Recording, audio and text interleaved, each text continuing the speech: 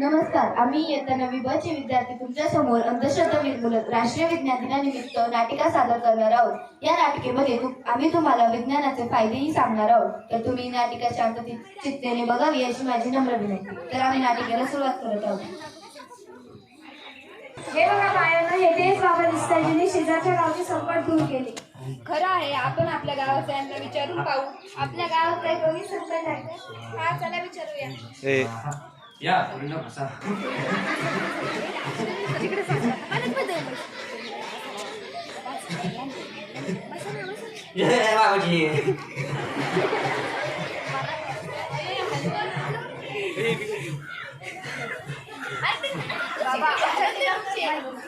मला माहित आहे पोरींनो, माहित आहे तुम्ही कशासाठी आला आहात.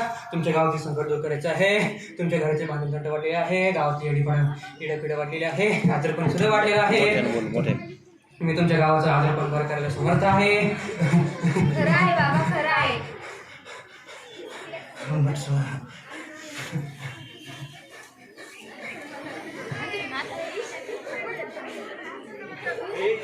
तुमच्या गावात आजारपण वाढलेलं आहे ना. हो बाबा, हो बाबा. मुली चालल्यास.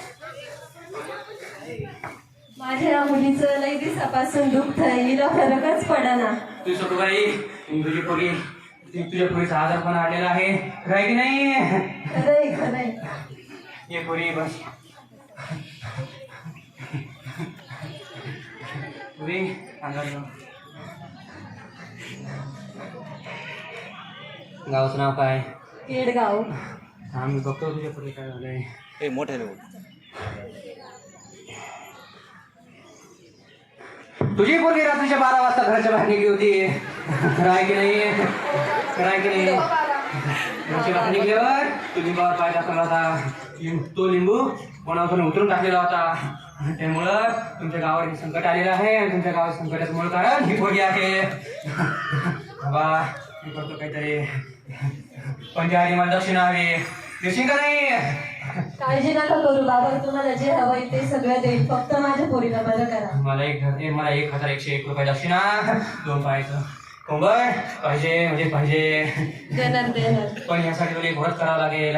ते कोंबड कापून तुला गावाच्या विषयावर ठेवावं लागेल.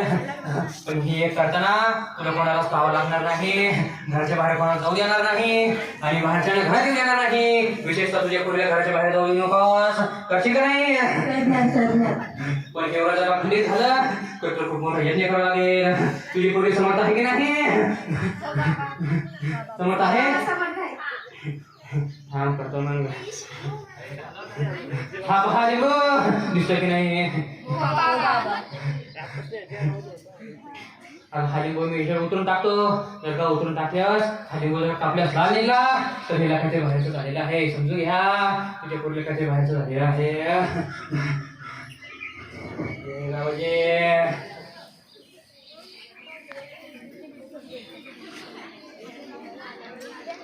हे पहा, बाहेरून लाल मधून लाल निघले आहे.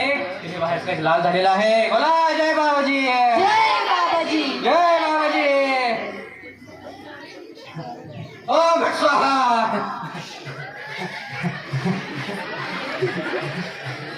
तुझी पोरगी समर्थ आहे ना. समर्थ आहे. काय चालू आहे. थांबय. ओ मॅडम, हे आपल्या गावाचं भलं करण्यासाठी हा ढोंगी बाबा ह्यो गावी जाऊन फसवतो माणसांना. तू कोण बोलणारी मध्ये बोलणारी. ही सगळी अंधश्रद्धा आहे. हा माणूस तुम्हाला फसवतोय. अपमान हा माझा अपमान झाला. मी चालतो इथून. थांबा बाबा, तुमच्या पाया पडते. असं नका करू.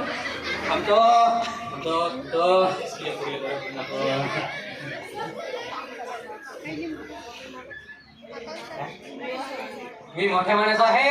तुम्हाला माफ करतो.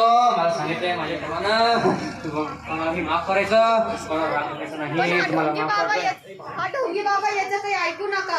तुम्ही खोटं बोलताय. मी खूप ज्ञानी आहे. तुम्हाला काही बोलू शकत नाही. माझी विद्या खूप मोठी आहे. आमचे बाबा खूप ज्ञानी आहे. तो फसवतो लोकांना. तो ढोंगी आहे. त्याचं काही ऐकू नका. ही सगळी अंधश्रद्धा आहे. नाही, तुम्ही खोटं बोलतात. मग हा लिंबू लाल कसं काय निघाला. कारण की माझी विद्या खूप महान आहे. मी खूप काही करू शकतो. तुमच्या लिंबाची नाही तर औषधाची गरज आहे.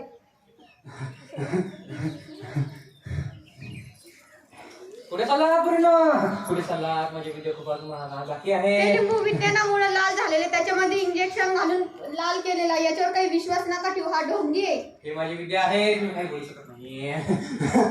जय बाबाजी. बाबा हे सगळं खरं आहे यांच्यावर विश्वास ठेवू की तुमच्यावर? माझ्यावर विश्वास ठेवा. हे खोटं आहे. यांचं विज्ञान तंत्रज्ञान खूप खोटं आहे.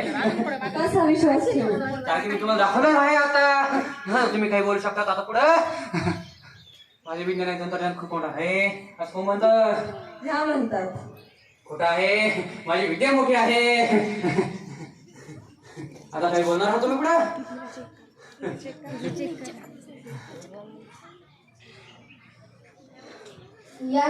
हा लिंबू जो लाल झाला आहे तो विज्ञानामुळे झाला आहे. यामागे यांची काही तांत्रिक विद्या नाही.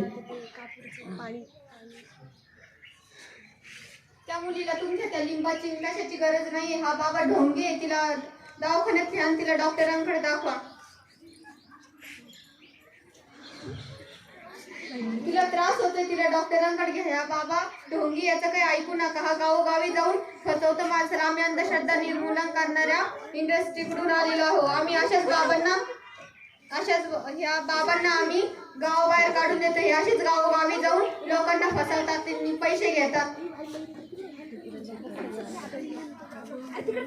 बाबा कुठे गेले? बघा त्याचं सत्य तुमच्या समोर आलं म्हणून तो माणूस पळून गेला. आम्ही तुम्हाला विज्ञानाबद्दल माहिती सांगतो.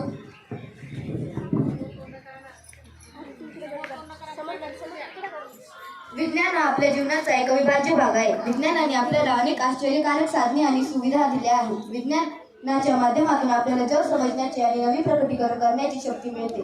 विज्ञानाने आपल्या चंद्रावर पाऊल ठेवण्याची शक्ती दिली आहे. विज्ञानाने आपल्याला पर्यावरणाचे महत्त्व समजण्याची शक्ती दिली आहे, ज्यामुळे आपल्याला प्रकृतीचे रक्षण करण्याची प्रेरणा मिळते. विज्ञानाने आपल्याला अनेक रोगांवर उपाय दिले आहेत, ज्यामुळे आपले जीवन सुरक्षित आणि स्वस्थ बनले आहे. त्यामुळे अशा ढोंगी बाबांवर विश्वास न ठेवता आपण आपले जीवन विज्ञानाच्या माध्यमाने जगावे असे आमच्या या नाटिकेतून आम्ही प्रस्तुत करत आहोत. धन्यवाद.